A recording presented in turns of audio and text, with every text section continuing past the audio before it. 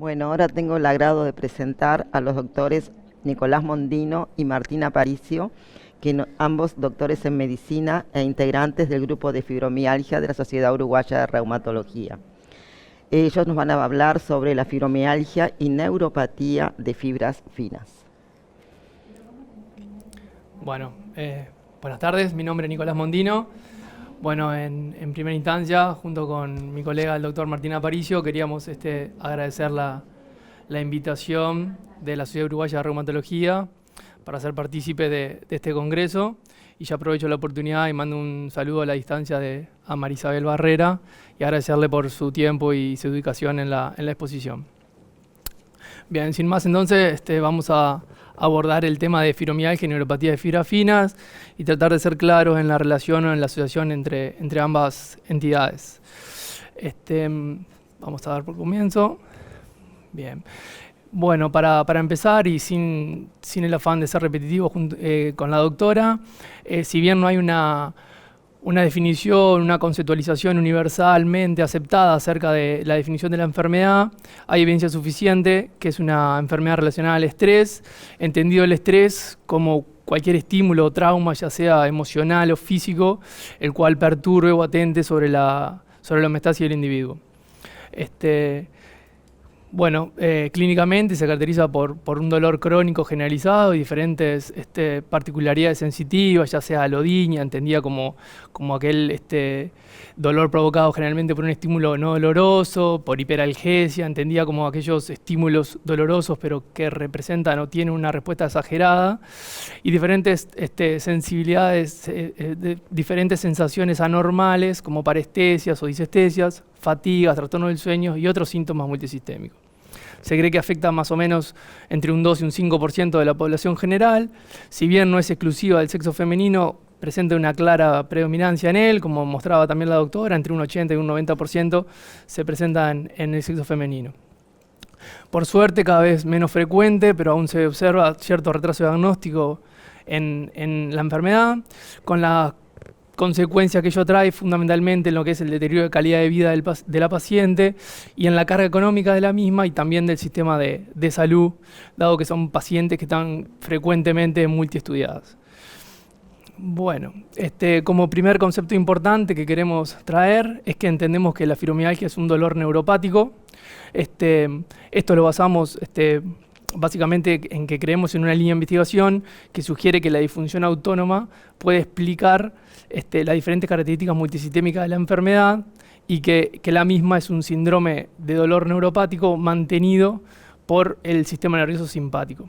Esto lo sustentamos en las características de la patología. Es decir, en cuanto al dolor neuropático, lo fundamentamos en que la clínica o la sintomatología es independiente de los estímulos y que, como dijimos, frecuentemente se presenta y tiene la particularidad de diferentes anormalidades en la sensibilidad de la paciente, como la alodinia, la hiperalgesia, la disestesia, las parestesias.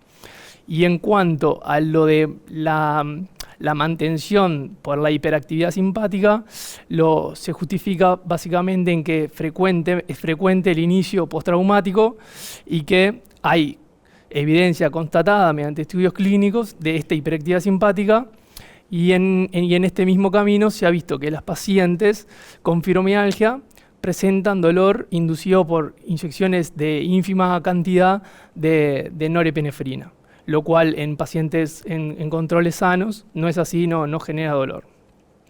Entonces, entendiendo la fibromialgia como un dolor neuropático mantenido por una hiperactividad simpática, se abren nuevas perspectivas etiopatogénicas, como por ejemplo la neuropatía de fibras finas. La neuropatía de fibras finas es una neuropatía que se caracteriza por un trastorno selectivo de las fibras aferentes periféricas, particularmente de las fibras A delta, que están escasamente mielinizadas, y de las fibras C, que no están mielinizadas, son amielínicas. Estas fibras generalmente, cuando se afectan, dan cambios sensoriales y diferentes disfunciones neurovegetativas o autonómicas. Tanto la literatura como estudios clínicos plantean o asocian esta neuropatía a diferentes condiciones médicas o enfermedades del tipo de trastornos genéticos, endocrinos, autoinmunes, infecciosos, vacunales, muchas veces relacionados con el virus del papiloma humano, pero hay un cierto pool de neuropatía de fibra fina que cursan sin una causa médica o enfermedad reconocible, lo cual se define como neuropatía idiopática de fibras finas. Justamente este conjunto de neuropatías idiopáticas han sido el motivo de estudio para tratar de buscar una causa, una etiología de esta forma idiopática. Entonces, si bien lo desarrollaremos más adelante a modo de ejemplo, perdonen, disculpen, a modo de ejemplo, decimos que esta neuropatía idiopática, en ese afán de mostrar causas etiológicas, se ha visto que cierto grupo de pacientes presenta mutaciones en canales de sodio, que ya les digo, posteriormente abordaremos, y generalmente, y también se ha tratado de demostrar cierta asociación entre esas canalopatías de sodio, en los canales de sodio, con las pacientes de fibromialgia, lo cual ha traído cierta revolución en el conocimiento y en el entendimiento de la fibromialgia. Esta neuropatía de fibra fina clínicamente se caracteriza por dolor, por fenómenos sensitivos positivos o negativos, generalmente positivos, y diferentes fenómenos neurovegetativos. Un dato a destacar, importante, que después más adelante Martín seguramente lo haga más detalladamente, es que los estudios eléctricos, tanto el electromiograma como la velocidad de conducción, son normales. Y las técnicas de estudio, técnicas diagnósticas de esta neuropatía, serán abordadas por Martín más adelante en una segunda parte. Entonces, continuando, esta diapositiva trata de esquematizar un poco lo que veníamos hablando. Trata de esquematizar las fibras y su función. A la izquierda vemos las fibras más gruesas, ricas en mielina, que se denominan A alfa o A beta, los cuales tienen una función más bien del control muscular, del tacto, la vibración, la postura, la percepción. Y a la derecha las fibras en cuestión, las que dijimos, la A delta, la cual tiene una escasa cantidad de mielina, y la fibra C, que son amielínicas, las cuales tienen funciones más bien en transmitir la información de la temperatura, del dolor. También tienen una función más bien autonómica, como es la termorregulación, la función cardiocirculatoria, digestiva, urogenital, etc. Entonces, en el afán o en el conocimiento o en el avance del descubrimiento de este dolor neuropático, se plantea que los ganglios, las raíces dorsales, están en el epicentro de la enfermedad, de la fibromialgia. Básicamente, ¿por qué? Porque se cree que justamente a nivel del ganglio de la raíz dorsal, lo cual no puedo señalarlo, pero no importa, a nivel del ganglio de la raíz dorsal es donde se piensa que puede haber, es un lugar potencial de cortocircuito a nivel simpático nociceptivo. Este es un punto importante en lo que es en la compresión de la enfermedad, muchas veces difícil de asimilar en una primera instancia y también difícil de transmitir. Entonces, lo importante es que en condiciones normales, en situaciones normales, a nivel del ganglio de la raíz dorsal, que es donde están los somas de estas fibras finas, los cuerpos, no hay una inervación simpática o es muy escasa. Entonces, como hemos venido insistiendo, ante un trauma, ya sea emocional o físico, como por ejemplo puede ser una infección, se genera o se induce una neuroplasticidad a nivel del ganglio de la raíz dorsal con una sobreexpresión de lo que son las fibras simpáticas y los canales de sodio, lo cual hace o induce a las neuronas del ganglio de la raíz dorsal mucho más hiperexcitables. Entonces, esta hiperexcitación principalmente está dada, o el factor principal interveniente en estos cambios fenotípicos es el factor de crecimiento neural, el cual se ha visto y se ha demostrado que está aumentada en las pacientes con fibromialgia. Entonces, esto lo que hace es permitir que mediante catecolaminas o impulsos simpáticos se activen los nociceptores periféricos con el consecuente síndrome de dolor neuropático y la característica que eso conlleva. dolor generalizado, alodinia, parestesia, que precisamente son las características clínicas típicas de la fibromialgia. Entonces, a modo de resumen, si bien los ganglios de las raíces dorsales están en el epicentro de la enfermedad, ahondando un poco más en ellos, vemos que realmente el rol de los canales de sodio es trascendental en lo que es la hiperexcitabilidad nerviosa. Entonces, esta hiperexcitabilidad nerviosa en los ganglios de las raíces dorsales es tal que se han denominado estos canales de sodio como moduladores del dolor o porteros del dolor en los ganglios de las raíces dorsales. Sin ir al detalle de los canales de sodio son canales voltaje dependientes, los cuales se activan frente a cambio en el potencial de membrana y son los encargados de iniciar el potencial de acción. Hay muchos canales de sodio, 9 subtipos, particularmente el que interesa es esta isoforma, que es NaV1.7 o NaV 1.7, que es la que predomina en el ganglio de la raíz dorsal. Entonces, si bien previo a este estudio ya se conocía que diferentes mutaciones en estos canales de sodio producían síndromes dolorosos terribles como de dolor rectal, eritromelalgia, diferentes síndromes dolorosos, ya se sabía, este estudio lo que trató de identificar fue en aquellas pacientes que tenían una neuropatía idiopática de fibras finas, trató de identificar en esa paciente cuáles asociaban a su vez mutaciones genéticas en el canal de sodio NaV 1.7 o NaV 1.7. Entonces, lo que demostró fue que 1/3 de las pacientes que cumplían criterios estrictos para neuropatía idiopática presentaban mutaciones en más de la función de dichos canales. Entonces, bueno, con el afán de tratar de dar una explicación lógica, que es lo que toda la población médica y no médica quiere acerca de la fibromialgia, se trató de establecer una cierta relación entre la fibromialgia y estas canalopatías o estas mutaciones en los canales de sodio. Entonces, con esa premisa o con ese objetivo es que se realiza este estudio, que el estudio, sin el afán de ser repetitivo, busca eso, es decir, se busca una asociación entre la fibromialgia y los polimorfismos de ese gen raro que se llama SCN9A, que es el gen que codifica justamente los canales de sodio NaV 1.7. Entonces se estudiaron pacientes a la izquierda de la pantalla, en la tabla izquierda de la pantalla, vemos los casos y los controles sanos. Entonces los casos son pacientes con fibromialgia, los controles son pacientes sanas.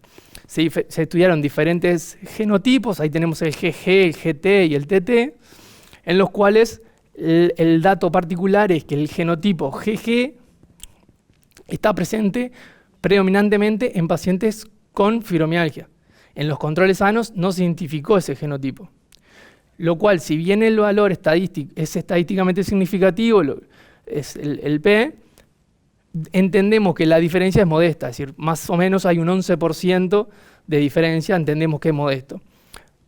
Pero he aquí que la otra conclusión importante del estudio es que cuando a las pacientes con fibromialgia se les realizó el cuestionario de impacto de la enfermedad, el FAQ, se relacionó que el mismo genotipo, GG, mostraba scores mucho más elevados que el resto de los genotipos.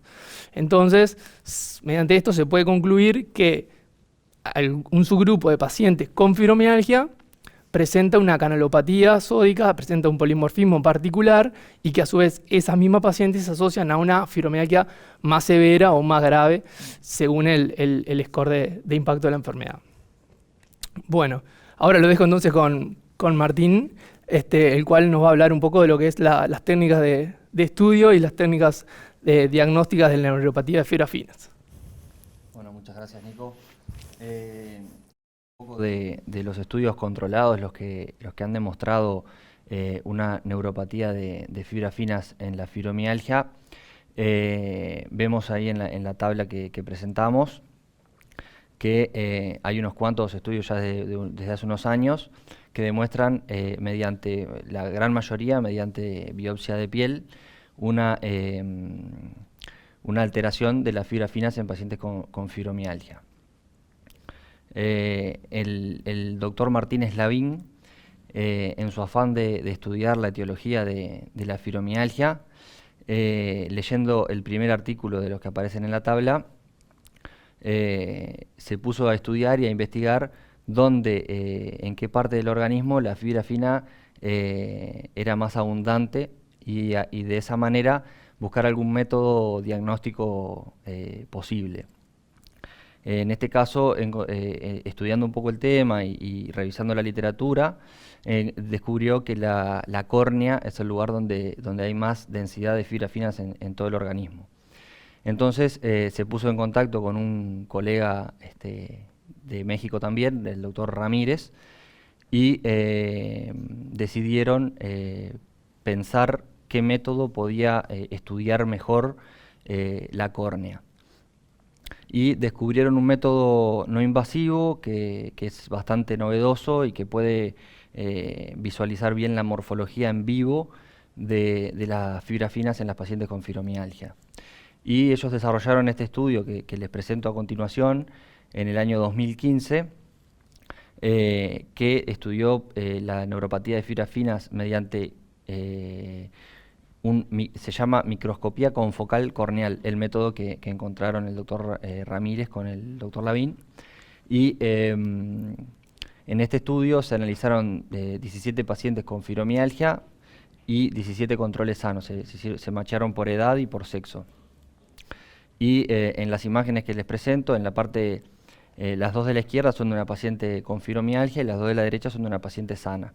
Vemos cómo hay más fibras en la paciente sana y obviamente menos fibras en la paciente con fibromialgia, pero a su vez de que hay menos, también hay un plexo subbasal que también está no solamente disminuido, sino tortuoso. Y la imagen superior muestra irregularidades también en la fibra nerviosa de la paciente con fibromialgia y la paciente sana es más regular la fibra.